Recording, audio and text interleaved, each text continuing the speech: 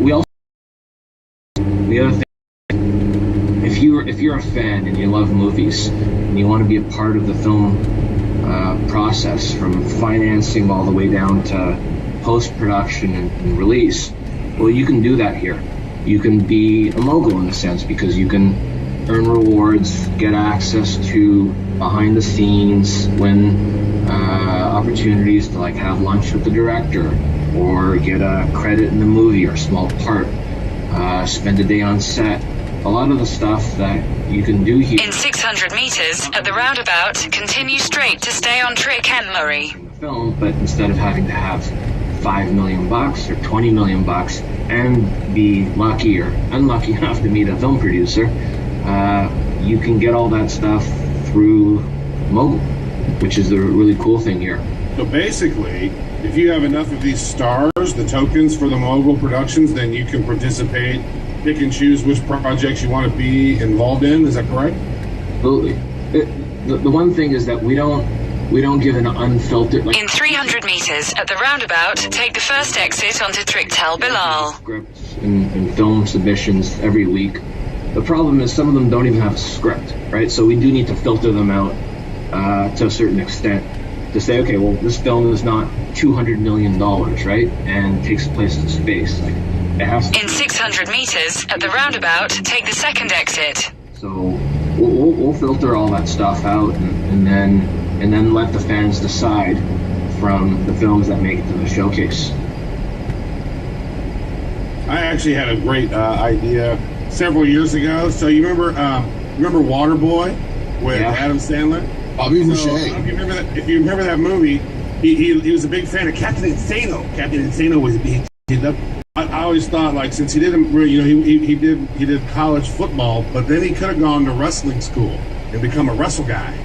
Because that's my brother. He's mentally handicapped, and he loves wrestling. He calls them wrestle guys. Yeah. So the movie would be called Wrestle Guy, and it would be Bobby Boucher going to wrestling school to become a wrestler. And then over time, he ends up becoming the champion of all of the WWE or whatever. He goes from Waterboy to the World Wrestling Champion, and then you got that one guy still out there. You can do it! Like you just that would have been such a great next step for the Waterboy. And Adam Sandler, and it was like Happy Madison Productions or Happy. Couldn't get to anybody, right? So it's a situation like this. Because I wrote about 2/3 a couple like a day and a half ago, like sometime after Waterboy. Man, hilarious, but I couldn't get it to Adam Sandler. I got in front of him. It's like, I'm from Missouri. There's no way for me to get that in front of him, but I just always think that would have just been a free going to the natural progression for the Waterboy. But I guess with Mogul, there's a possibility where this could have gotten in front of him. Exactly. It's and that's one of the problems of the film industry is like everybody knows somebody that's connected to a celebrity. Very few people actually have access to these people, and those gatekeepers filter out a lot of stuff. So if you have an idea for a film, it's going to be in 200 meters. Turn left onto Tricky Madlina. Here, I'm sure. Around how that got made, the fans, like, there's power in numbers. Turn left onto Tricky Madlina.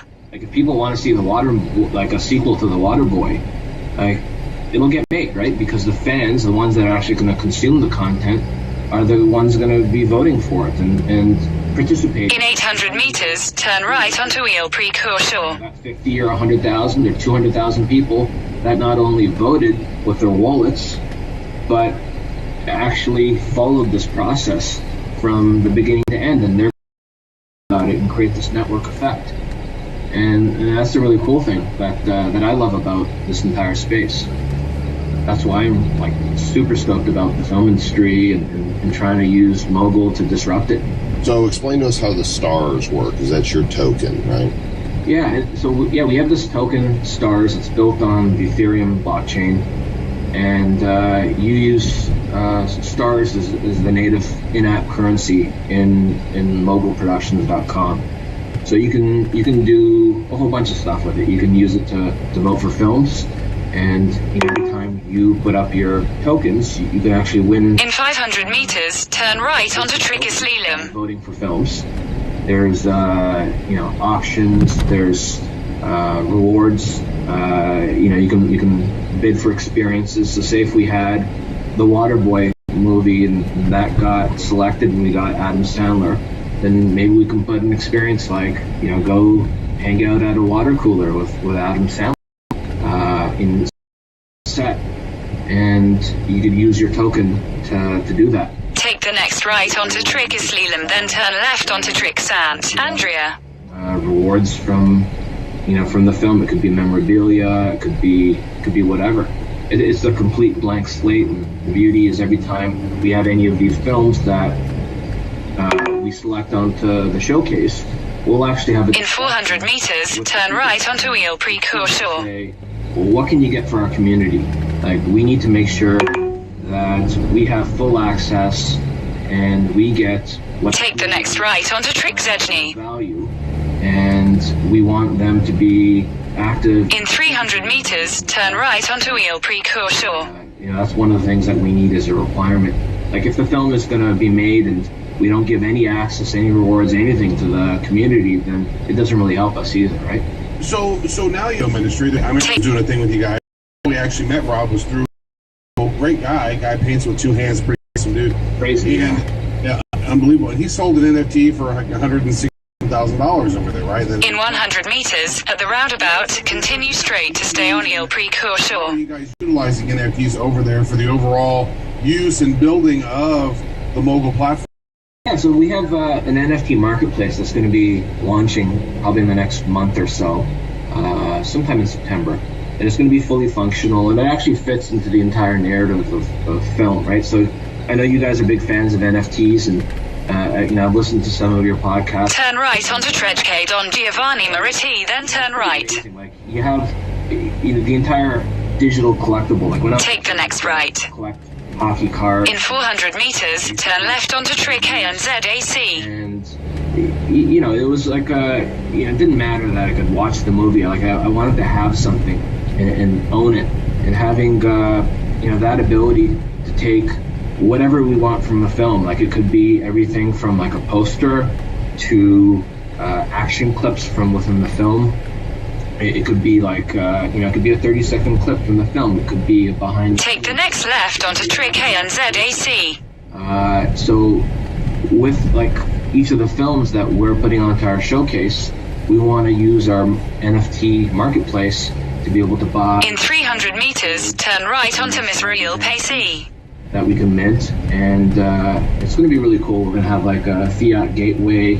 Our NFT marketplace will be basically compatible with all these other NFT marketplaces. So like NBA Top Shots, for example, that marketplace is like their own private blockchain. You can only use it on there. Turn right onto Misrael Pacey, then your destination will be on the right. And I think it could be really valuable for not only our community but the entire film. Your destination is on the right. Filmmakers, because it helps them to not only kind of monetize like a different avenue for them, but really connect with their fans.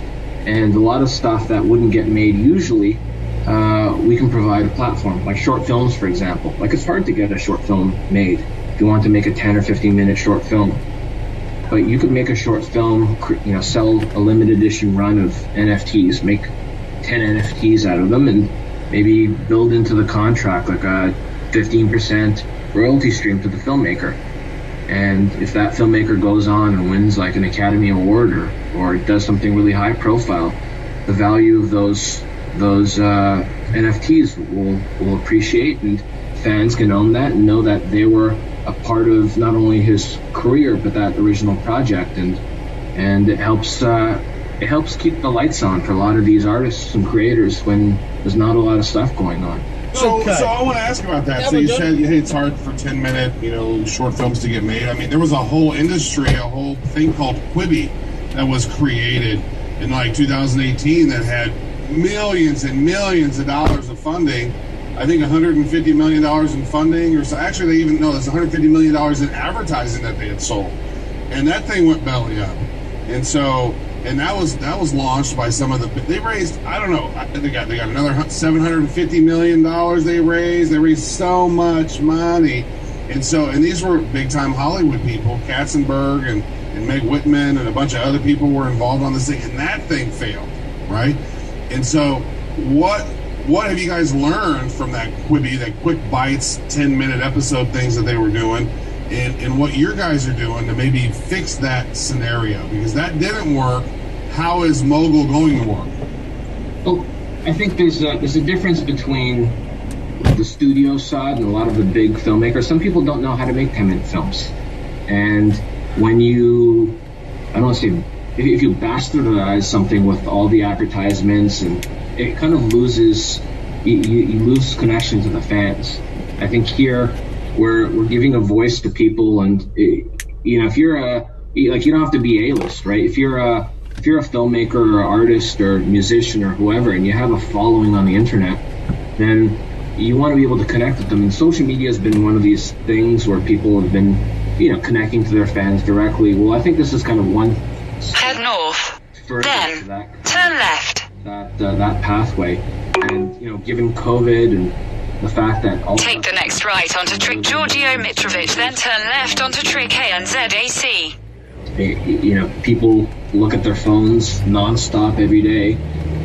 To be able to connect directly to your favorite artist and know that you're supporting a piece of their art without all the advertisements and turn left onto Trick ANZAC. You're doing it directly with them through Mogul, and you're supporting that person.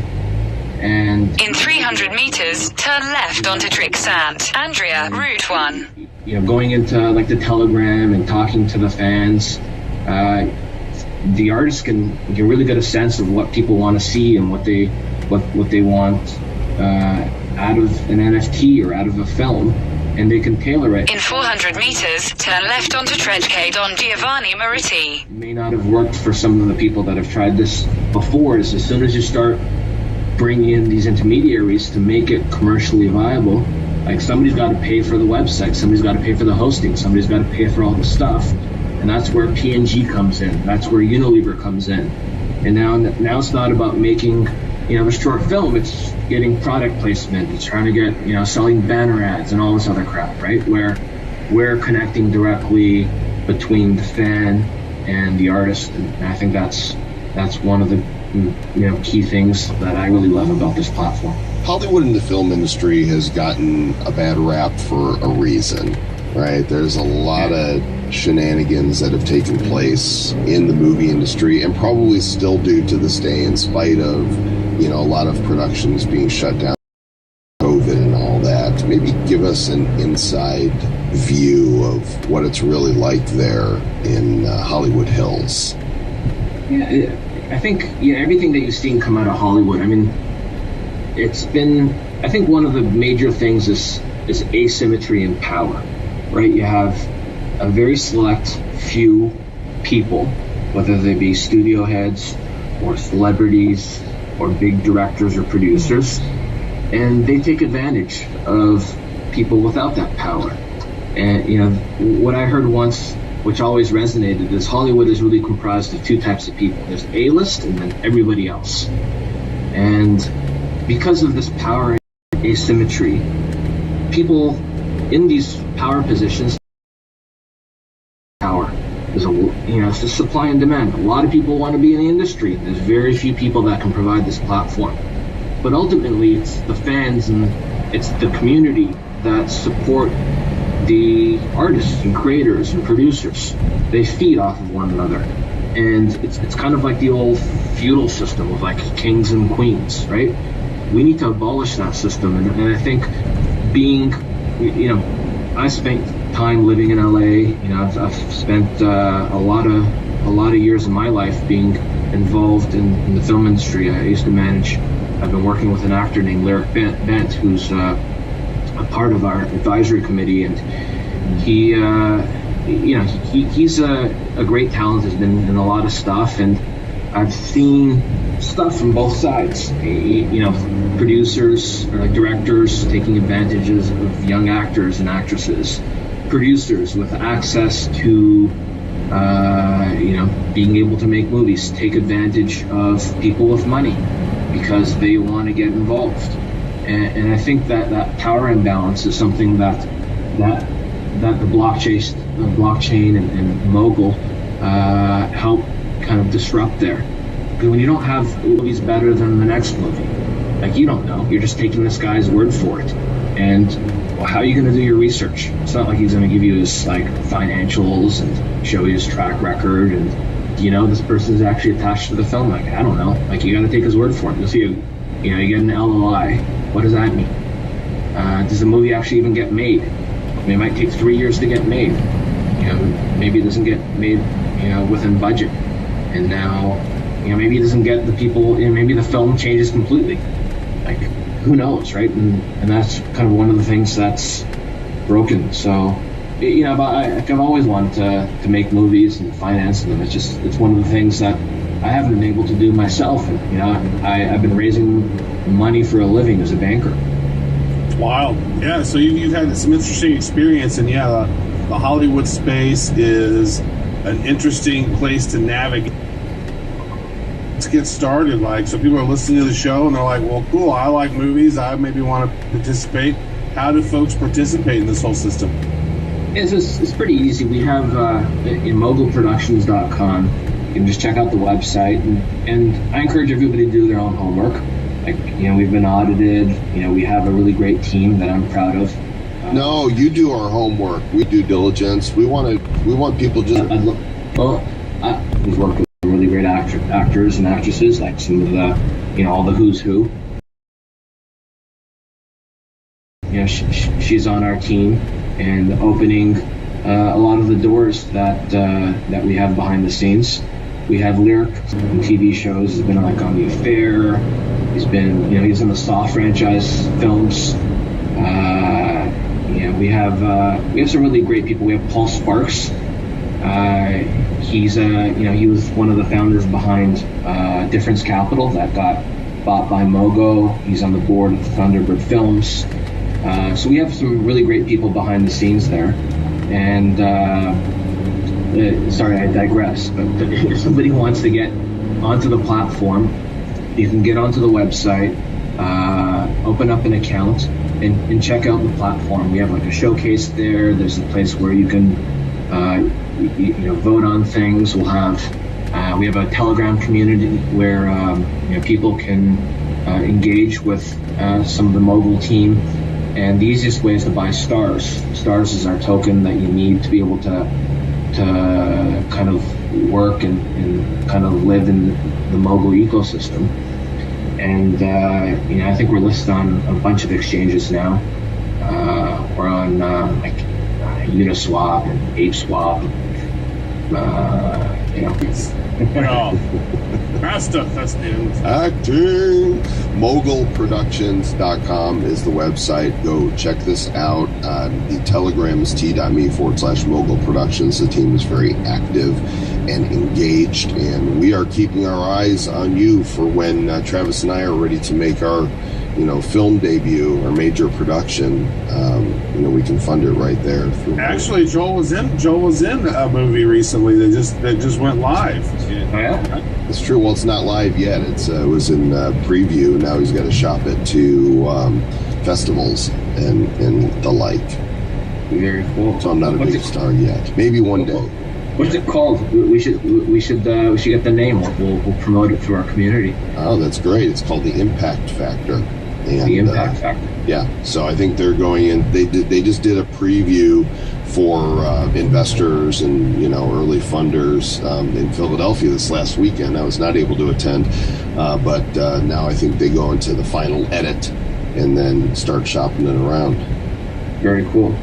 Well, yeah, we'll look forward to seeing it, and yeah, hit me up on Telegram if anybody has any questions. Like, the team is accessible, and you know, I'm really glad I have you guys, you know, along with the rest of us as part of the Mogul team and family, and looking forward to putting out a lot of really cool IMDb page. Oh yeah. And conversely, I am a DB. I have an IMDb because I appeared on The Daily Show once, and because I produced my own internet reality show back in 2007, The Next Internet Millionaire. So somehow I've had my day in the sun. It wasn't very bright. I'm a Wi-Fi now disabled. douchebag, so that's good. Yeah, we figured it out. I I have these pretzels are making me thirsty line. I had one line in the first X-Men film.